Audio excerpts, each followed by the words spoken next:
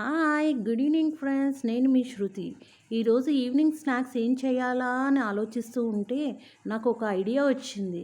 మా పిల్లల కోసం పోహా వడలు చేద్దామని అనుకుంటున్నాను. సో దాన్ని ఎలా చేయాలో, దానికి కావాల్సిన పదార్థాలు ఏంటో ఇప్పుడు చెప్తాను మీకు.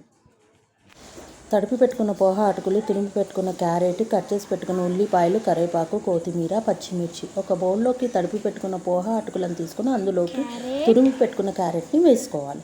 అలా వేసుకున్న వాటిలోకి ఉల్లిపాయలు, పచ్చిమిర్చి కూడా కలుపుకోవాలి. అలా కలుపుకున్న వాటిలోకి కరివేపాకుని, కొత్తిమీర కూడా యాడ్ చేసుకోవాలి. 1 టీ స్పూన్ కారం, అల్లం వెల్లుల్లి పేస్ట్, తగినంత ఉప్పు, ధనియాల పొడి వేసుకొని ఆ మిశ్రమాన్ని బాగా కలుపుకోవాలి. అలా కలుపుకోవడం వల్ల దాంట్లో ఉన్న వాటర్ అనేది మనకి బయటికి వస్తుంది.